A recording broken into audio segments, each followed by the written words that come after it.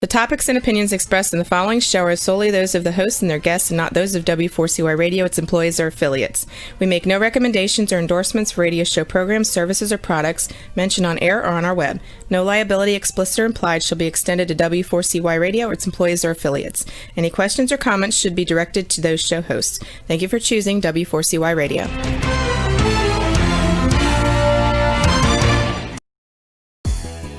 Welcome back, everyone, to the Geeks, Geezers, and Googlization Show, the home of Googlization Nation, where we talk with HR and business thought leaders about the crazy shift going on in the world of business, technology, and HR. Here's your host, Ira Wolfe, and co-host Keith Campagna.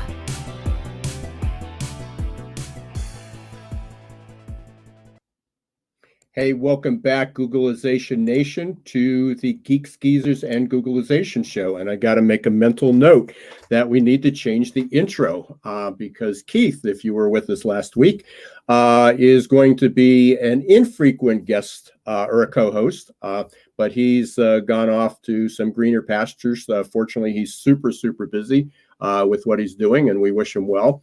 But we've got a guest co-host, and hopefully he'll be joining us for the long run, which is Mike Spermuli. And hopefully Mike will be, he's going to be with us for the month and hoping beyond that. So, hey, Mike, welcome. Thanks for having me. Excited to be here with you and looking forward to diving in.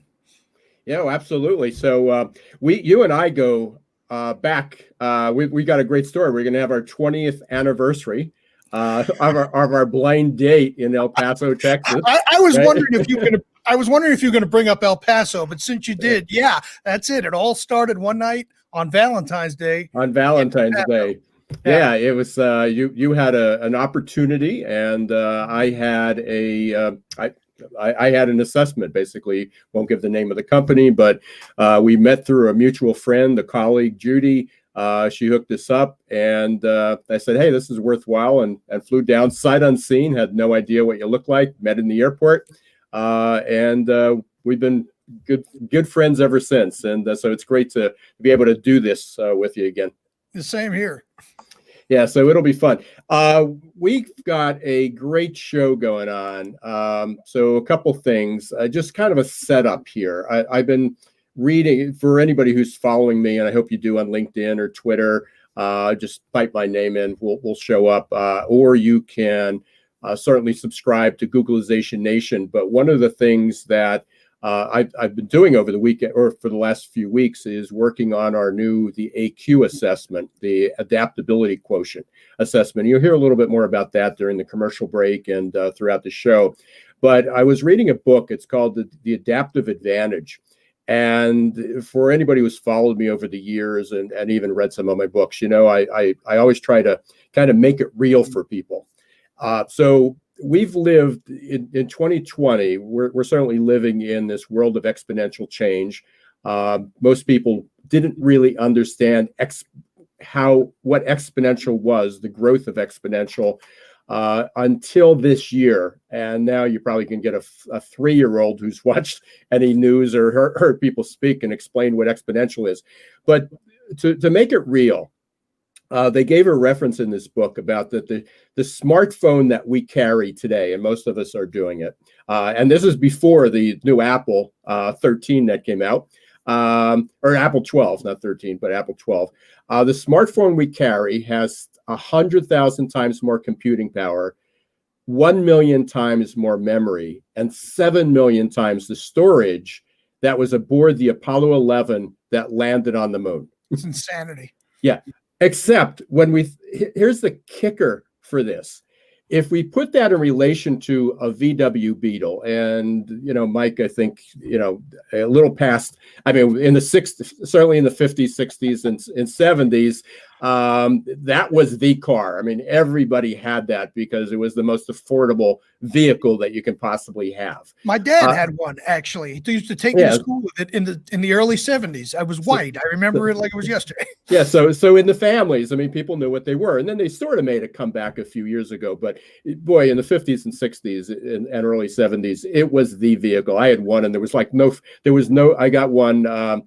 it was actually an extra car that we needed. When I lived in Philadelphia, it was a stick. I didn't even know how to drive a stick, so I went there. Fortunately, I bought the car from a guy who lived on a hill, and I was able to coast down to the bottom.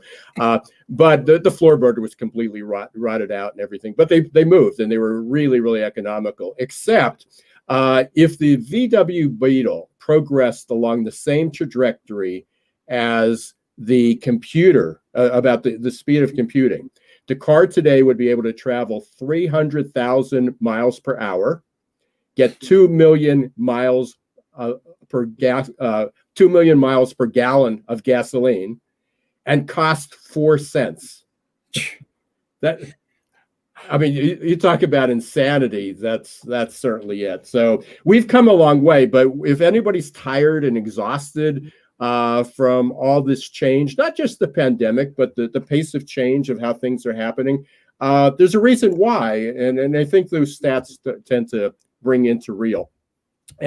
But on top of all the technology change that we've experienced this year, there's one other thing that's going on, and beyond the election. So we got the election, we've got technology, which has been happening in the background and accelerated because of that. Then we got a pandemic, and then we are seeing social.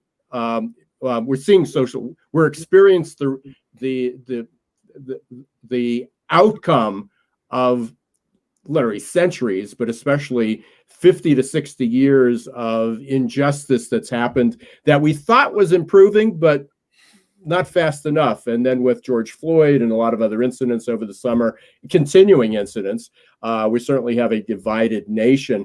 And our guest today, I'm really excited about bringing on, because he's experienced this firsthand, but he also has an incredible optimism. And he's helping a lot of people, again, a lot of people of all colors and races and genders, but especially within the Black community. So I want to be able to welcome Coach Michael Taylor to us. He's written a few books. I'll have him share the story that we've got.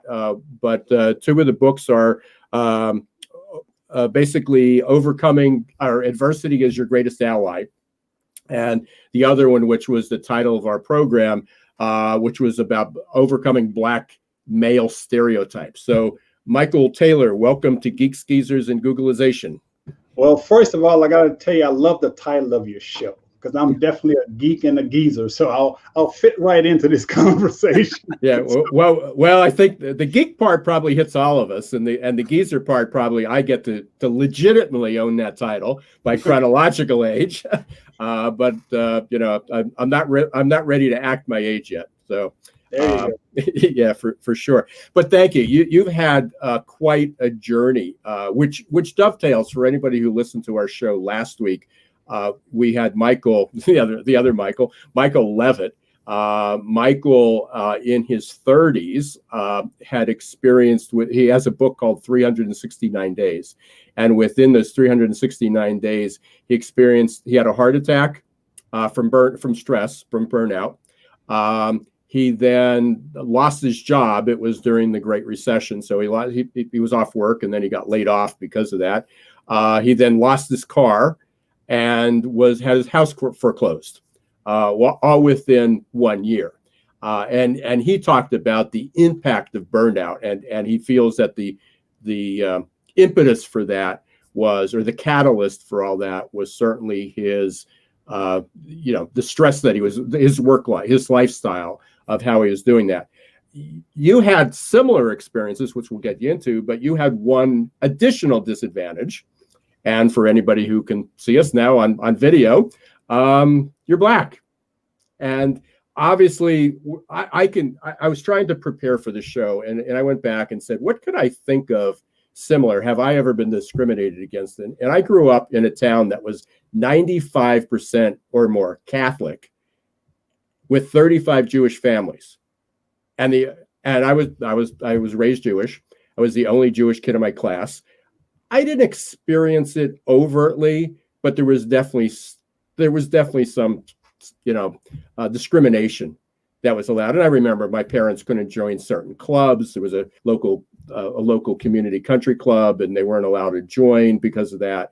So there was some discrimination, but it certainly wasn't overt. And Michael Spramulli, probably as an Italian Catholic, you fall into some of that. So yeah.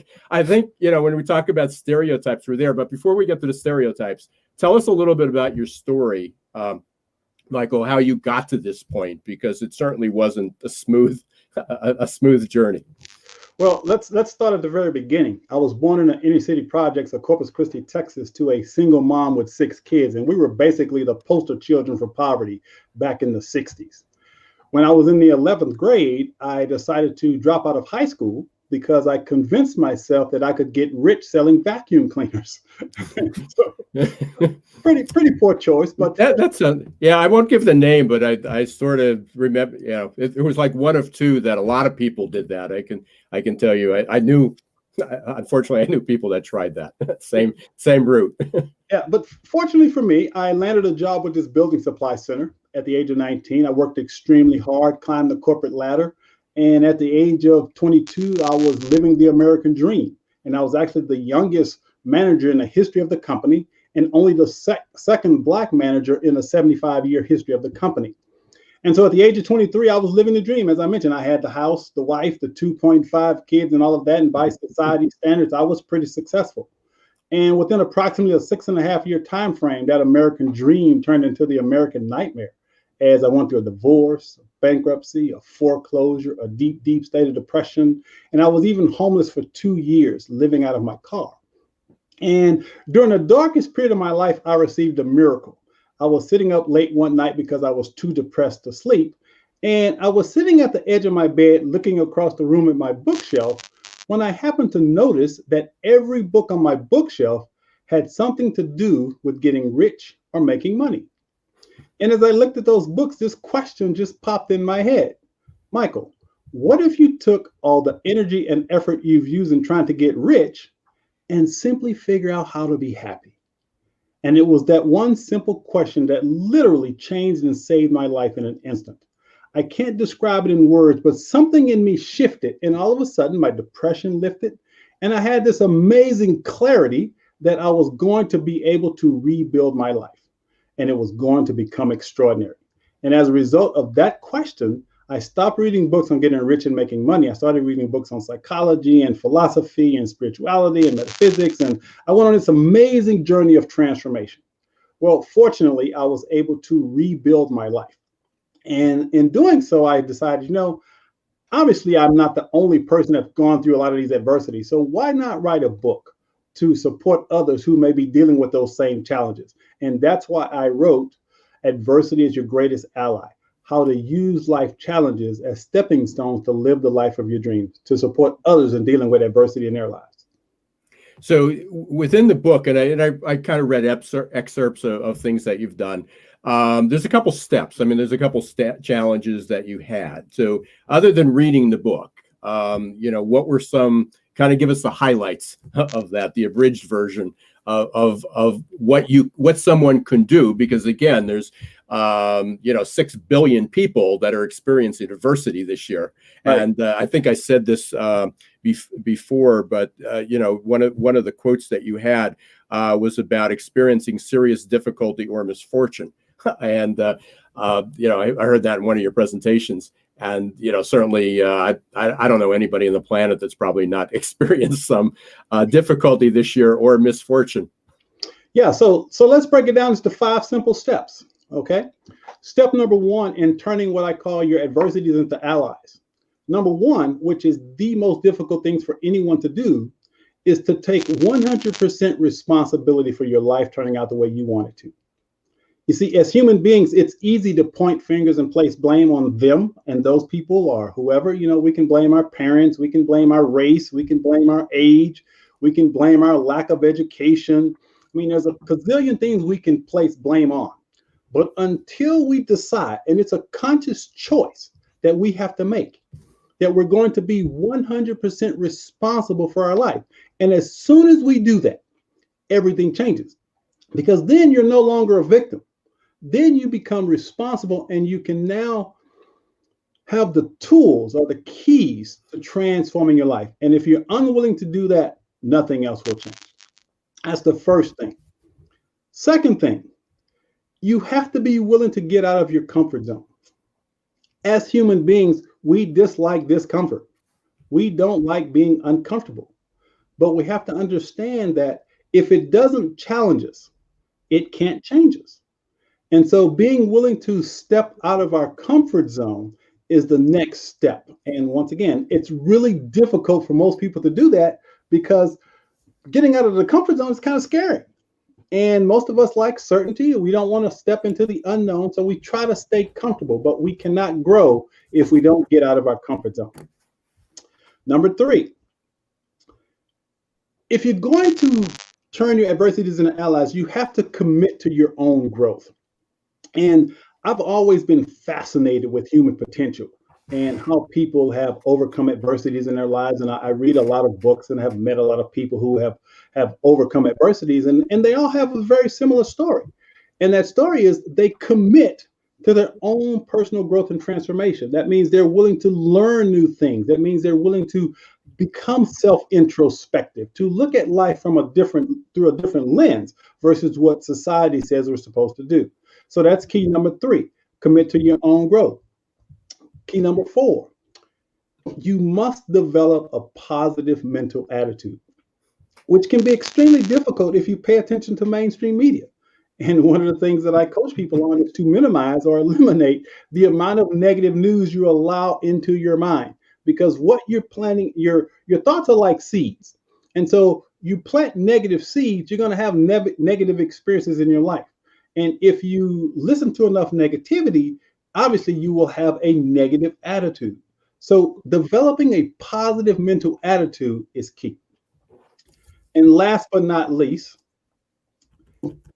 you must discover your unique gifts and talents.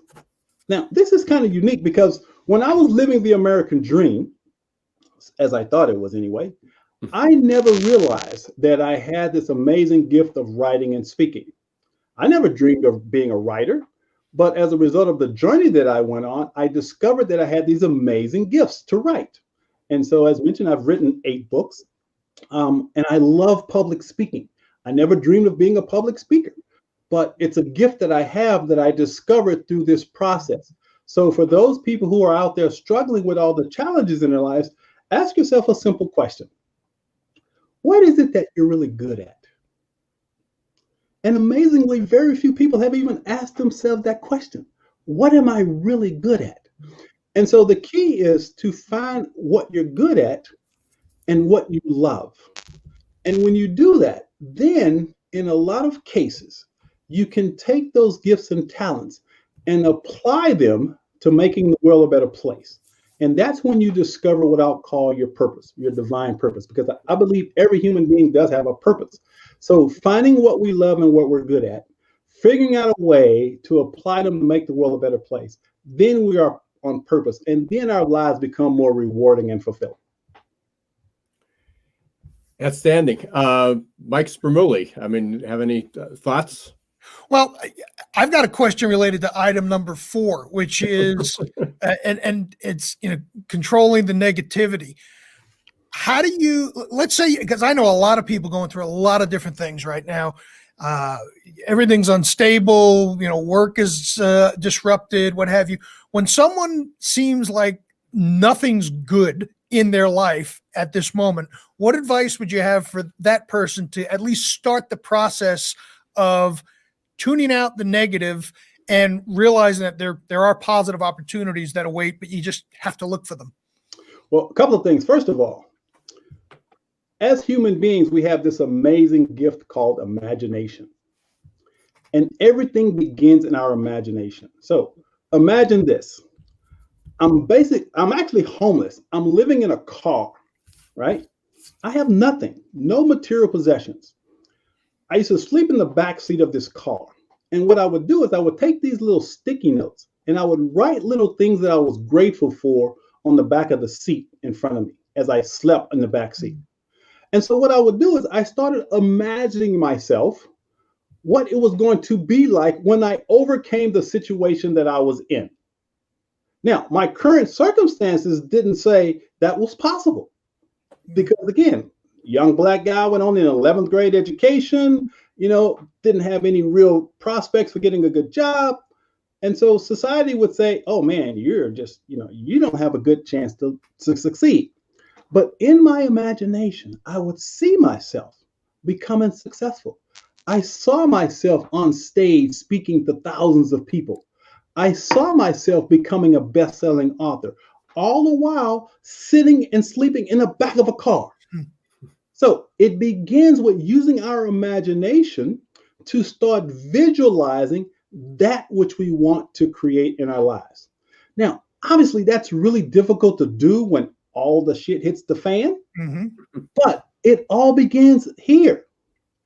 If we don't shift our mindset to a more positive attitude, we will never change our circumstances. Our circumstances will not change until we change what's going on in here. And having a positive mental attitude is a way to do that. Mike, Michael Spermuli, I can almost sense, we've known each other a long time. I can almost sense the same wheels turning, going back to the quality of motivation. Yeah, exactly. So Michael Taylor, I was introduced, I started this business 25 years ago, and right away I was introduced to this model, which was the quality of motivation. And prior to they were trying to take it into business, but prior to that, most of the studies had been done low-income families, in prisons like Leavenworth, a couple other prisons, and they looked at recidivism. Why do people who have model behavior inside on the way home get drunk, get into a fight, or steal something, their break? Why do people in poverty continue to live in poverty even though they're given opportunities to get out? And they broke it down basically real simply. We don't have a whole lot of time to do it, but basically it looked at a principle of people are motivated by pain or motivated by pain and pleasure, to attain pleasure, to keep the pleasure we got, to avoid pain, and to escape pain. And what we are taught is how to get pleasure, those quick bursts, and how to escape from pain. But we're not taught how to keep what we got and how to avoid getting into trouble. But on the counter side of that, as you were going through this list, I'm going, okay, that's a counterproductive behavior. That's a counterproductive behavior. There was self-defeat and self-martyr and self-punishment, and they used to call it self-martyrance. And the self-defeatance was, I have an opportunity to improve, but I'm not smart enough. I'm Black. I'm Jewish. I'm Italian. I'm short. I'm tall. I'm whatever it is. And so people learn to turn down those opportunities.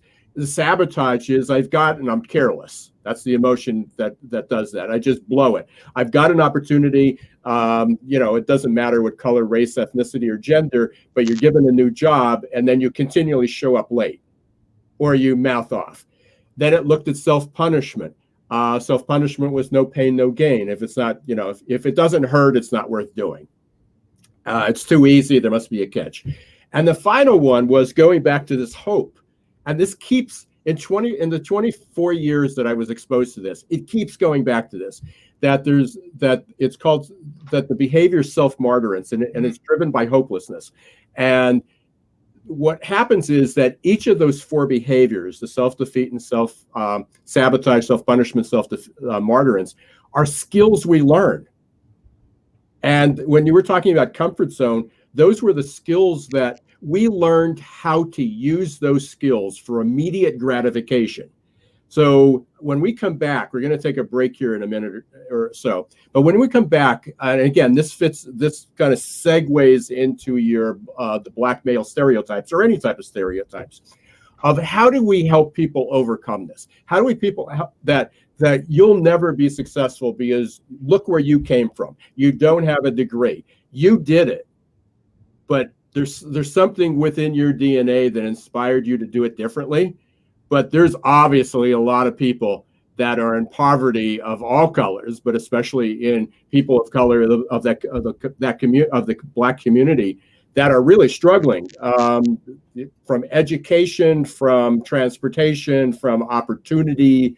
How do we help overcome that? Because it's a skill that they learn to leverage. And again, going back to comfort zone, it's a whole lot more comfortable hanging around my buddies, than it is to lose those friends. If you become successful, then you won't be friends with us. Therefore, let's pull her back. So, and Mike, that also brings back what I think when I met you, you were either just finishing or you were still working in a prison. I was a couple of years having out of prison as a mental health counselor, and Right. it was still that experience was very fresh in my mind, because I think we had met shortly after I had started my company, which was in '98. I think we met around 2000, something like that. Yeah, 2001, I think, was our date. So coming up in February. So we are going to take a break. You've been listening to the Geeks, Geezers, and Googlization show. I'm with my guest co-host today, Michael Spermulli. And our second Michael today is Michael Taylor. Our guest has written a number of books, Shattering Black Male Stereotypes, which we're going to talk about coming in. And we are just talking about how to make adversity your ally. And we all basically need that. So we're going to take a short break, hear from our sponsors, Success Performance Solutions. We're going to introduce a new program, and we will be right back.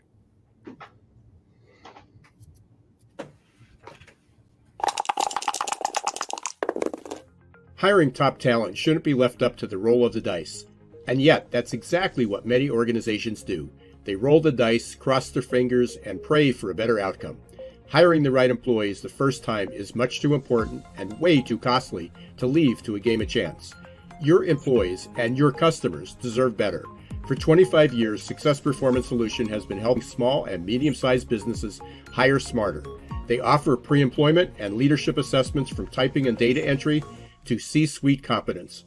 Whether it's production, sales, healthcare, call centers, or management, Success Performance Solutions can help. Visit their website at www.successperformancesolutions.com to schedule a free demo or call 800-803-4303. A lot of you might be feeling like you're standing in deep shift. But do you know what grows and rises out of deep shift? Opportunity. To successfully navigate the shift to the new normal, each of us must learn to rapidly adapt to the speed of change. Some of us are hardwired for this. Others, not so much. That's where Success Performance Solutions can help. Success Performance Solutions is now your AQ headquarters. Whether you are personally struggling with the next chapter in your career or wondering how ready your team is for fast, disruptive change, our AQ assessment and coaching will provide you a detailed, scientifically backed roadmap to guide you into the new normal. Optimize your adaptability today. Contact Success Performance Solutions about evaluating your team's change readiness or joining our upcoming AQ Masterclass. Visit successperformancesolutions.com or call us at 800-803-4303. Hey, welcome back, everyone, to the Geeks, Geezers, and Googlization show. I'm your host, Ira Wolfe, here with my guest co-host, Mike Spermulli, and Coach Michael Taylor is our guest, and we've been talking about adversity. Obviously, one of the things, and I can't tell you how appropriate this was, Michael. That was the commercial. This is the introduction of AQ for my business. I mean, that's what we're talking about, and I don't know how. It's obviously divine. It's divine intervention, maybe, that we're there. But we want to get back to you. Again, that journey, an incredible journey from high school dropout, through sleeping in the back of your car, and we were talking about hope. So we're all in this need to adapt. But the one thing that I guess I'm looking to you for is how do we help everyone, but especially you've done this with Black males. I mean, and you just did a program with that, especially after this summer that the awareness is coming up with George Floyd and unfortunately numerous other tragedies in this country. How do we change all this? Well, I am an irrepressible optimist. That's the lens through which I see the world. And I am well aware of all the challenges that are going on in our society and world today. And I honestly believe that every human being has a divine purpose. Okay. And that's really what drives me. And so in order to change, I believe, first of all, as I mentioned in the earlier segment, is taking 100% responsibility first, and then figuring out who we really are is the key. Now, as I mentioned about purpose, there are those of us who I guess some people might call us thought leaders. And thought leaders simply think differently. Doesn't make me any better than anybody else. It just, I choose to think a little differently than what most people do. And so, are you familiar with Ken Wilber? You know, Ken, I've heard the name, but he's a philosopher. This guy's been around forever, and he has what he calls integral theory. It's a theory of everything. But he says that there are basically three worldviews that human beings see the world through. The first worldview is what he calls an ethnocentric worldview, which implies that human beings are different and separate because of ethnicity. Okay. The second worldview is what he calls a human-centric worldview, meaning we recognize that as human beings, we're all the same, we're all connected intimately. And then the third worldview is what he calls a cosmocentric worldview, meaning everything is connected to everything else. Now, I choose to hold that that view because as a person who happens to be Black, I have experienced every imaginable type of discrimination and racism you can imagine. I've had my life threatened simply for being Black. I had a guy put a gun to my head simply because I was Black. When I was 23 years old, when I was working for that company that I mentioned, I was in a little city called Pearland, Texas, which is just south of Houston. And in 1983, there were still active KKK halls 20 minutes south of me in a little city called Alvin. And these guys would come in the store and try to harass me. And I mean, I've seen it all. But despite all of that, I still have this optimistic view of the world. And it's based on my belief, as Ken Wilber says, is when we move through these different worldviews and simply choose to think a little differently. And so for me, as a Black man, I remember back in the 60s when we had this little black and white TV. And we would sit in the living room on Sundays and watch Lawrence Welk and Disney Channel. But I remember whenever a Black person was on television, it was a huge event. Mm-hmm. People would start calling each other on the phone. Sidney Poitier's on TV, or there's a Black person. And I mean, it was a big, big deal back then, right? And so fast forward down, I'll be 60 this month.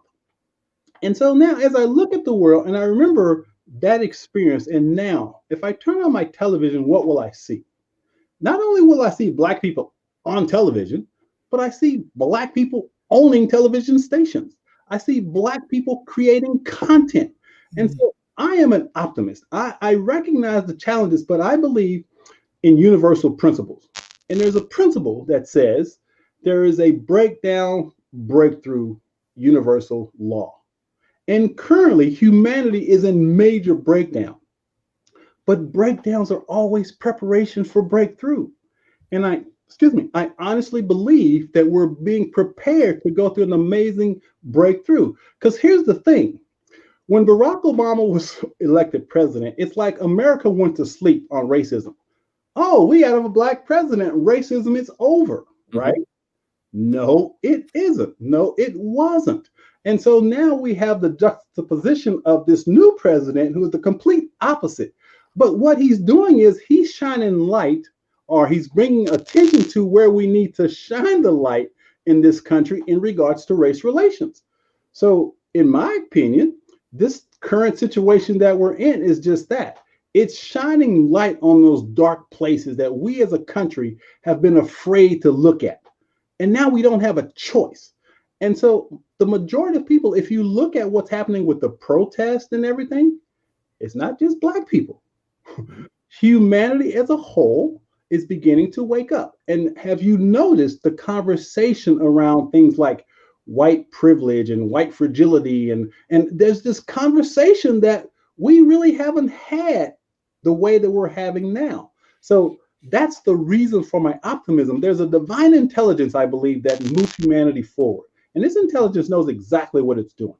And so this current situation that we're in is just temporary. We're going to move through this. We're going to become stronger as a country and as a world as a result of it. So more directly to your question, it's not what we do, it's what I do. So I mean that every person individually has to be courageous enough to challenge their deeply held thoughts, feelings, and beliefs about people who may not look like them. If we're willing to challenge those beliefs, if we're willing to challenge those thoughts, those feelings that we may have, that's how things change. And it begins one human being at a time. And that's what I try to do with my message. Challenge each individual person to just change how they think, because in changing how you think, you change how you act. You change how you act, you change your outcomes. So if we change how we think to more positive worldviews of people who may not look like us, we can change the world. So, Michael, I'm thinking there's a million thoughts, and I know we just have like 9 or 10 minutes left in our conversation here. So one of the things is, as a little bit older than you, not much, but a little bit older, as a white, middle, upper class male, I certainly didn't face, as many or even a fraction of some of the adversity that you have. It wasn't always that way. I grew up in my family owned a small retail store in the coal regions, a coal mining town. So, kind of came out of there, but, things have changed. But I also, at least in I agree with you with the human, at least the human-centric and all of them. I think it's a three-legged stool. I think because we still need to protect our identities. We just can't become one amorphous body. So we're still going to, if we lose our gender, ethnicity, our color, and we don't recognize anything, that's a challenge. But it also seems that a lot of us are tending to walk on eggshells because we don't want to offend. We are generally trying to improve it. So I've participated and I've heard discussions about if you say you're not a racist, you probably are, unless you actively go out and protest it. It seems that everybody's taking an aggressive stance, and then people get defensive, and people are trying, and they're uncomfortable with what they say. I guess I'm not sure there's a right or wrong answer, but what's your take on all that? Well, first of all, I think the word racism and racist has been so overused and abused that it's lost its real meaning. And I think what's happening is a lot of people, for whatever reason, specifically white people, there's this thing about guilt and shame that I think a lot of white people are feeling as a result of all the racial stuff that's going on. I don't believe, personally, if you didn't own slaves, you shouldn't feel shame. If your forefathers did, you shouldn't feel shame about that. You shouldn't feel shame that you're white. You should be proud of your ethnicity. But this whole idea about white privilege, and I know there's a big backlash and people feeling pretty negative about it, but I say embrace your ethnicity. Don't be ashamed or feel guilty because you're white. If you're not participating in the racist attitudes and structures that are out there, you shouldn't feel guilty. Now, the question is, are you willing to feel compassion and empathy when you see things like George Floyd? Are you willing to open your heart and allow yourself to feel what's going on without a mental judgment about it, but just as a human being? Can you not sense the sadness and the hurt that we as Black people feel when we see those types of things happening to us? So it's really not about passing judgment and making white people feel guilty or shame. It's about just bringing awareness to the fact that this country still has a ways to go. But at the same time, once again, it's my belief that the trajectory that we're on is positive. I don't think we're going back in race relations. I don't think race relations are getting worse. I really don't. Because of technology, we now get to see that which Black people have been saying since the beginning of time. We've been saying that there's a system in place that needs to change. And we have to change the system by changing the people who are running the system. And so these conversations about race should be, my hope is, changing the minds of the people who are in charge of the system. And so we have to all become allies to this one human-centric, we're all in this together attitude. And that's how the world changes. But unfortunately, again, because of our media and how it's structured, this is what it does. For every position, there is an opposition, which creates polarization. Nothing gets done. But that's what our media loves to focus on. They'll get someone with this really rigid point of view, this really rigid point of view, and they just do this, right? Nothing changes, right? So it's possible to simultaneously hold two opposing points of view here. Very few people are able to do that because we want to do this. It's called cognitive dissonance. Yeah. So the key is, as a race, as a human race, is to understand what Stephen Covey said. Stephen Covey said, seek first to understand and then be understood. And so rather than pass our judgments and have these rigid ideas about whatever another person, take a moment and just try to walk in their shoes to try to understand where they're coming from.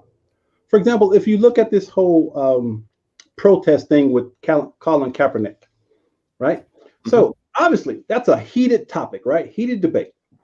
And so when Colin first started kneeling, as a Black person, I knew immediately that it was going to be made into a Black-white issue. Because if white people didn't participate, that's what it was going to be framed as. Okay?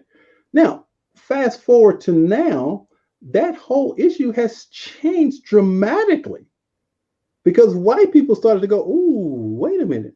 Maybe there's a different way to look at this. And when Roger Goodell of the NFL comes on television and says, we were wrong, that tells me that there's a shift in consciousness as how we see this. Now, with this whole George Floyd situation and race relations, it's been building up on that Colin Kaepernick protest, but now people are starting to say, ooh, it never really was about the flag.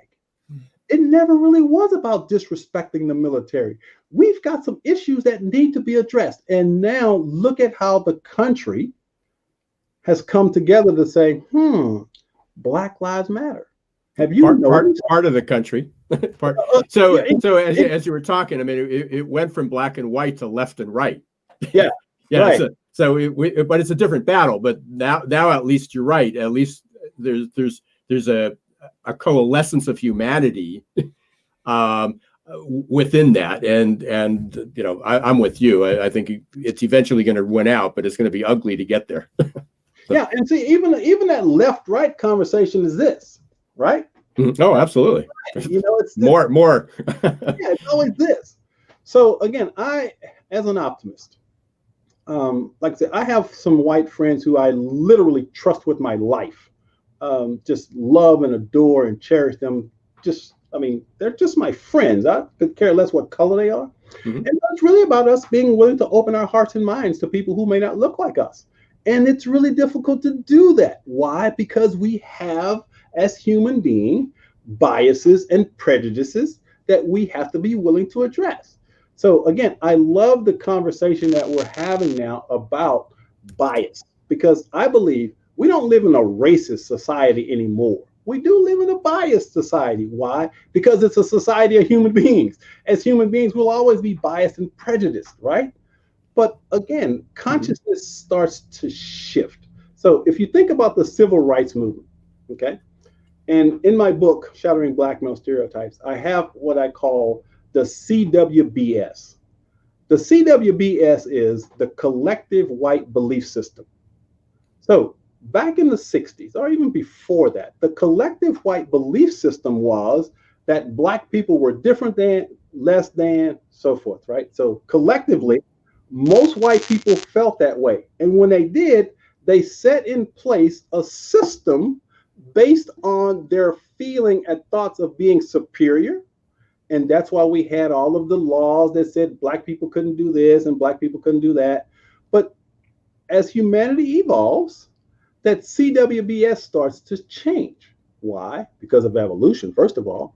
But I'll say that back then, when the CWBS was more dominant, that's when the racist laws were put into effect. As humanity has evolved, that CWBS is now starting to fade away. Why? Because in just a few years, white people will no longer be the majority. So humanity is shifting. You have no choice. You have to accept that it's shifting. The attitudes, the beliefs are changing. And that's what's going to move us into what I consider a more positive future. And the best thing is we are having the conversation, even though it could be uncomfortable, it could be divisive, it could be ugly. At least we're talking about it. And the fact that we're even having this conversation today confirms for me that the things are changing. Super. I'm getting the signals here. We're going to get pulled off in a couple minutes. Michael Taylor, how can people get a hold of you? Where can they buy your books? Well, if you go to coachmichaeltaylor.com, you'll have access to most of my sites. If you're interested in learning more about the Shattering Black Male Stereotypes book, I've actually started a movement called the Shatter the Stereotypes movement, specifically for Black men, to empower them to embrace this optimistic attitude that I'm talking about. So they can go to shatteringBlackMaleStereotypes.com. And if you're dealing with adversity and you're struggling with life, go to adversityisyourgreatestally.com. You and I are going to continue this conversation because especially with your mission and what you're doing, again, helping people adapt. I mean, the mission of the adaptability quotient, it's the company that I've associated with, happens to be that we don't want to leave any human being behind in the time of fast change. So and again, regardless of color, race, gender, ethnicity, we're there.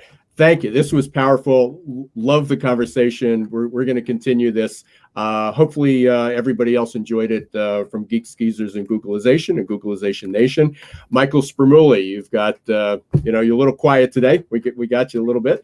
All right. I'll make up for it in a future episode. Just kind of finding my way here. Yeah, you will. Well, again, Michael Taylor was. I didn't want to take any time away from him because I got about 12 other questions I'd like to ask, but I know we're up against the clock, so I didn't want to interrupt the flow. So, Michael Taylor, appreciate it. We'll be here. We'll be in touch. Thank you. Stay safe, guys. And the other underlying messages to make change. Everybody needs to vote.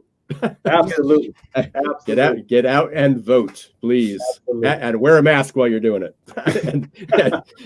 So bye, Michael. Michael Spermulli, it was great to be here again with you. We'll have some fun again. Yeah, it was a great topic. I just let him run. Yeah, I was thinking of a bunch of questions like, how do you deal with, let's say, you're already mentally on board with this, but the holidays are coming up, and over Thanksgiving you've got your racist whomever family member who is there. How do you your crazy uncle? The crazy uncle. Exactly. I mean, he could probably do a whole hour on that because, I mean, that's where we all have that's probably something that binds all the races and genders and ethnic groups. We all got a crazy uncle. Exactly. Yeah. There's always someone lurking around in the background. Yeah, so appreciate it. Hey, look forward to you being here next week. Absolutely. Along with all our listeners and everyone from Googlization Nation. A couple reminders. Again, the adaptability quotient, you're going to be hearing a lot about it. We got our masterclass coming up in a few weeks. Easy way to learn more about it is you can go to know, which is not N-O, but K-N-O-W, knowyouraq.com. I'll take you right up to the website. You can boost your AQ and go to the masterclass, get information about it. It's only $65, and there's going to be 3 2-hour classes. You'll get the assessment for free or a part of that. So hopefully you will join us. And if you have a team of people, there's actually a discount on top of that. So hopefully that you'll be part of that. thanks again to everybody who's been listening. Remember to go up to Googlizationnation.com for updates about shows, live streams, webinars, some other events are going to be happening. And for anyone who's listened and enjoys it, if you didn't enjoy it, let us know. If you did enjoy it, please tell your friends. We're on every Wednesday live at 1 p.m. on YouTube, Facebook, w4cy.com. And then we're on the podcast, Amazon, Apple, Google, Spotify, iHeart. Everywhere. We're everywhere where audio is found. Yeah, absolutely. We're not too far. Until the next episode of Geeks, Geezers, and Googlization, this is Ira Wolfe and my special co-host, Michael Spramuli. Don't let the shift hit your plans.